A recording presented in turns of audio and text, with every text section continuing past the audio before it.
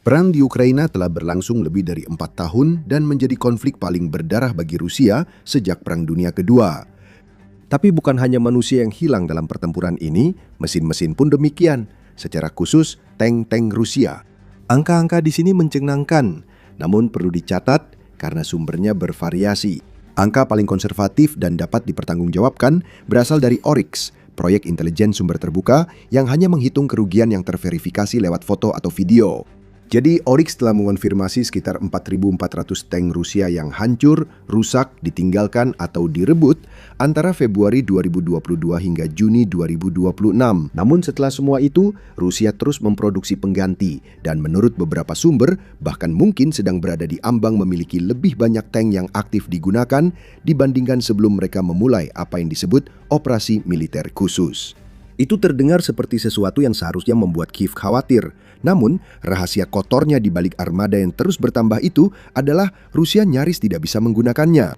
Selama Moskow membangun kembali kekuatan lapis bajanya, Ukraina diam-diam melakukan hal yang jauh lebih menghancurkan daripada sekedar menghancurkan tank satu persatu. Ukraina mengubah medan pertempuran itu sendiri dan dengan melakukan hal itu, mereka mengubah tank tempur utama yang telah menguasai peperangan darat selama 1 abad menjadi nyaris sebuah beban. Sebagai perbandingan, kerugian tank Ukraina yang telah dikonfirmasi berada di angka sekitar 1.400 dan Oryx sendiri menyatakan bahwa ini adalah angka minimum bukan maksimum karena sekali lagi mereka hanya menghitung kerugian yang dapat diverifikasi dengan foto atau video. Jumlah kendaraan yang hancur kemungkinan jauh lebih banyak dari catatan. Sebuah agregator sekunder menyarankan bahwa data ini hanya menampilkan antara 50 hingga 70% dari kerugian tank Rusia yang sebenarnya, yang berarti jumlah sebenarnya mungkin lebih tinggi, kemungkinan berada di kisaran 6.300 hingga 8.800 tank. Staf umum Ukraina di pihaknya mengklaim angka lebih dari 10.000.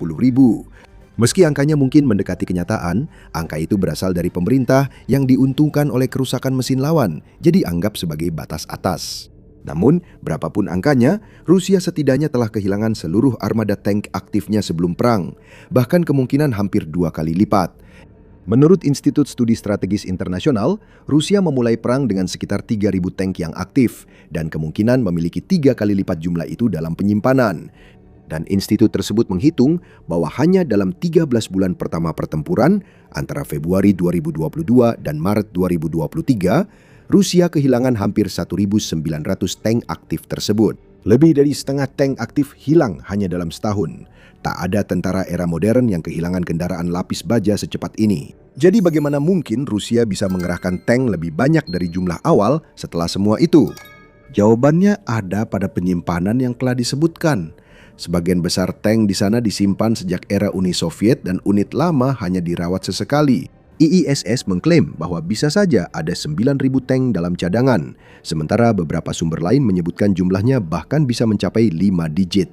Seorang peneliti OSIN, Jompi, menggunakan citra satelit dari halaman penyimpanan tank untuk menghitung jumlah yang lebih rendah, yaitu 7.342 tank.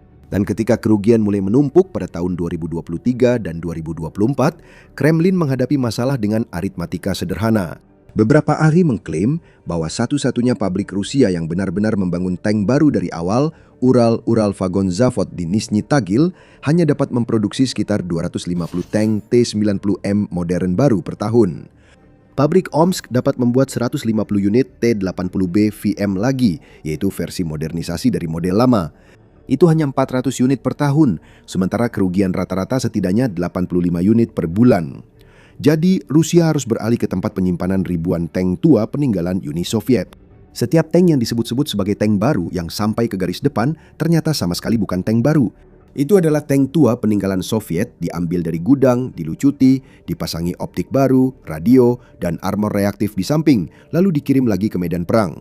Tapi disinilah semuanya mulai terasa tidak masuk akal, dan industri Rusia tampak melakukan hal yang mirip pekerjaan arkeologi. Ketika Rusia telah memproses tank yang lebih mudah, mereka akhirnya menggunakan tank-tank tua di gudang, sekitar 1.000 unit T-72A dari awal 1970-an. Mesin-mesin ini sudah begitu rusak sehingga mesinnya dianggap sudah mati. Jadi pada bulan September 2024, seorang perwakilan industri mengatakan kepada Komite Pertahanan Duma Negara bahwa industri Rusia telah meluncurkan apa yang disebut program regenerasi baru. Mengambil mesin tua penggerak tank 45 ton ini, lalu membangunnya ulang dengan suku cadang baru, pada dasarnya menghidupkan kembali mesin yang sebelumnya dianggap rongsok. Masalahnya adalah program ini hanya diperkirakan akan menghasilkan sekitar 100 mesin yang berfungsi, cukup untuk sekitar 10% dari 72A yang disimpan itu. Jadi pada Desember 2024, Rusia menggandakan upayanya dengan pabrik mesin Kingisepp di Oblast Leningrad menandatangani kontrak untuk merombak mesin lain yang lebih kuat dan juga cocok untuk T-72A. Rusia sangat bertekad mengembalikan tank berusia 50 tahun ke jalan sampai membangun upaya industri untuk menghidupkan mesin-mesin mati itu. Dengan komponen baru, T-72A dari tahun 1970-an bisa ditingkatkan hingga menyerupai T-72B3M modern, meskipun perlindungannya tidak akan pernah sebaik itu. Analis Jompi Jompia menyatakan ini adalah momen saat ia yakin Rusia ingin memulihkan hampir seluruh armada yang masih layak, apapun yang belum benar-benar berkarat. Mari kita hitung matematika tanknya, karena ini inti cerita ini. Seperti disebutkan, Rusia memulai dengan sekitar 3.000 tank aktif. Rusia kehilangan sekitar 4.400 tank yang sudah dikonfirmasi, hingga sekitar 6.000 tank. Produksi baru mungkin telah menambah sekitar 1.600 tank dari dua model paling modern. Pengurangan dari gudang bisa menghasilkan sekitar 5.000 badan tank yang dapat dipulihkan setelah mengurangi sekitar 2.100 yang sudah berkarat parah atau milik keluarga T-64 lama. Jika Anda menjumlahkan semuanya, pasukan darat Rusia mungkin memiliki antara 3.600 hingga 5.200 tank berdasarkan batas bawah kerugian. Angka itu hampir 2 kali lipat dari kekuatan awal. Jadi, secara teori, Rusia telah membangun kembali dan memperbesar kekuatan lapis bajanya. Namun, kekuatan yang sama itu lambat laun sebagian besar hanya terdiri dari barang museum. Untuk memahami alasannya, kita perlu melihat jenis tank di armada ini, karena tidak semua tank sama dan susunan tank Rusia menunjukkan militer harus mundur ke masa lalu demi menjaga formasi tetap penuh. Sekarang mari kita mulai dengan andalan utamanya, T-72. Pertama kali keluar dari jalur produksi Soviet pada tahun 1972, T-72 dirancang agar murah, sederhana, tangguh, dan dapat diproduksi dalam jumlah puluhan ribu, setara dengan AK-47 dalam hal kendaraan lapis baja. Tank ini merupakan tank yang paling umum di kedua pihak dalam perang ini, karena Ukraina juga mewarisi jumlah besar. Versi garis depan Rusia modern adalah T-72B3 dan T-72B3MM yang telah ditingkatkan dengan sistem kendali tembak yang lebih baik dan lapisan baja reaktif. Tapi T-72 juga merupakan tank yang berubah menjadi meme global karena kehancuran yang sangat parah.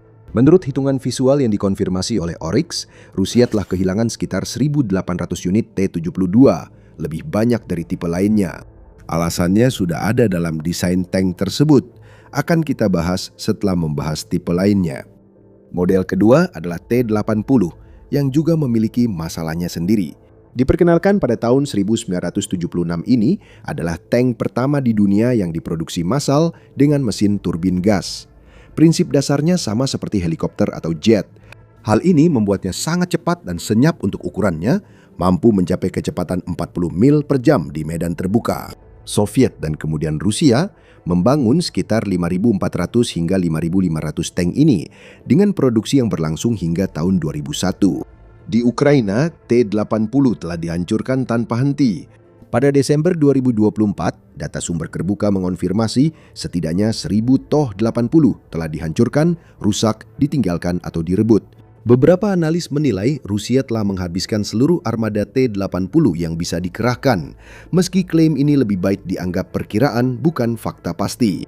Para komentator Rusia menyarankan bahwa Moskow telah mengerahkan sekitar 90% dari T-80 yang tersedia, mengirimkan unit-unit yang masih bertahan kembali ke pabrik Omsk di Siberia untuk dibangun ulang menjadi standar T-80 BVM terbaru. Kru tank Rusia menyebut T-80 sebagai peti mati baja setelah terlalu sering melihat tank-tank itu kehilangan kubah meriamnya dalam satu ledakan dahsyat.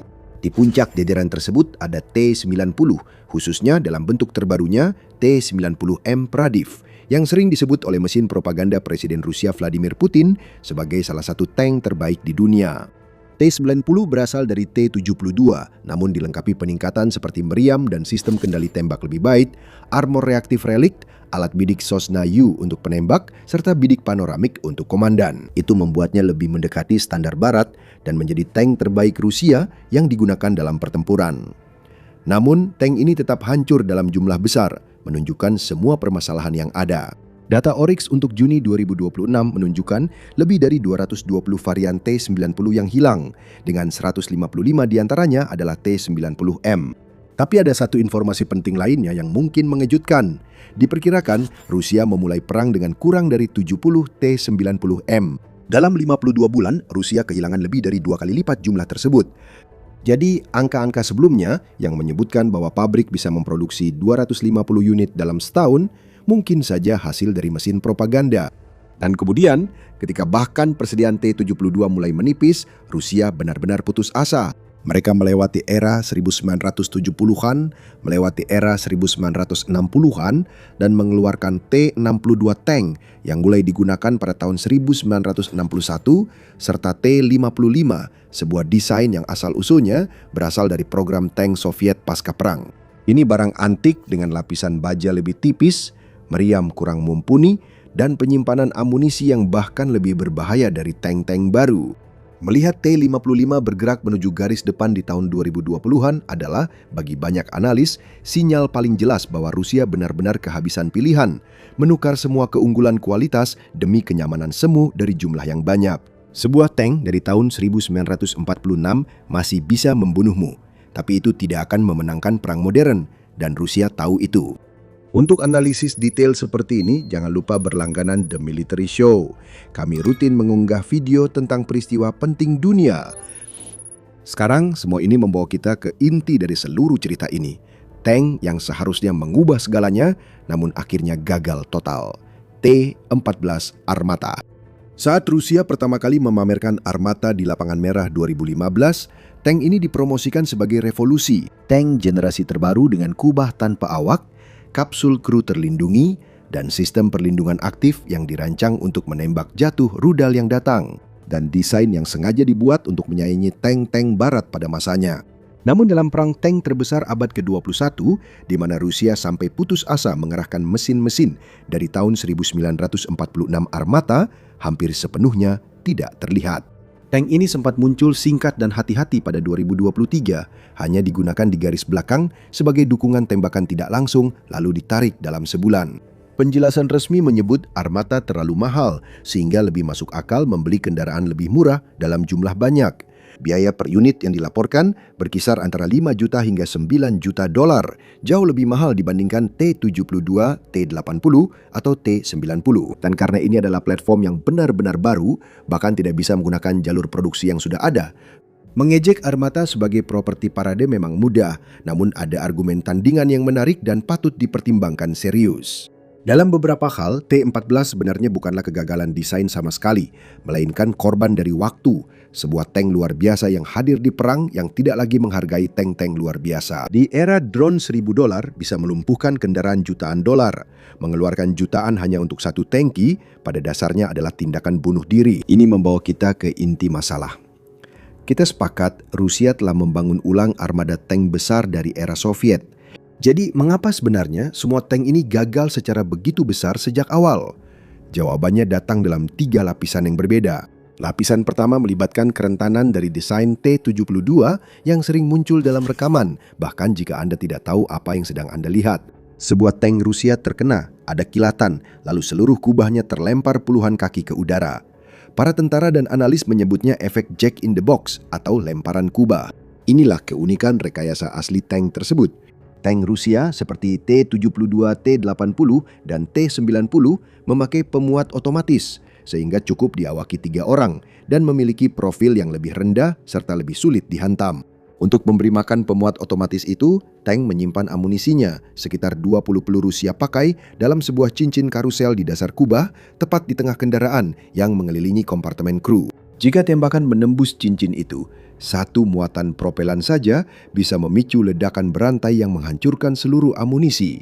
Tekanan yang tak bisa keluar akhirnya membuat kubah tank terlepas ke atas. Bagian ini jelas menunjukkan kompromi, berbeda dengan tank-tank barat.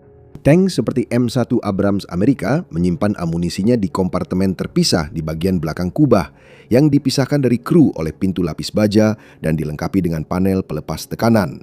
Jika terkena amunisi, panel dirancang mengarahkan ledakan ke atas dan menjauh dari kru. Kru dapat dan memang pernah selamat dari kebakaran amunisi yang akan langsung memusnahkan kru Rusia. Para perancang Soviet bukan orang bodoh.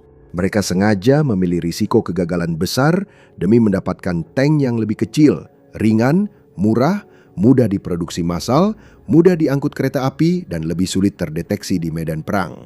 Bagi perencana Soviet yang membayangkan perang darat cepat di mana jumlah tank lebih penting daripada kelangsungan hidup tiap tank, ini bisa dianggap kompromi yang rasional. Masalahnya, ini bukan perang seperti itu. Saat puluhan drone terbang di atas tank di garis depan yang diawasi, kelemahan itu berubah dari sesekali terkena menjadi sasaran sengaja. Sekarang lapisan kedua dari kegagalan ini sama sekali tidak ada hubungannya dengan tank, melainkan sepenuhnya berkaitan dengan bagaimana Rusia menggunakannya. Studi kasus yang paling jelas di sini adalah serangan pembuka ke Kiev. Rusia mengirimkan barisan kendaraan lapis baja yang panjang melaju di jalan raya yang mudah ditebak menuju ibu kota.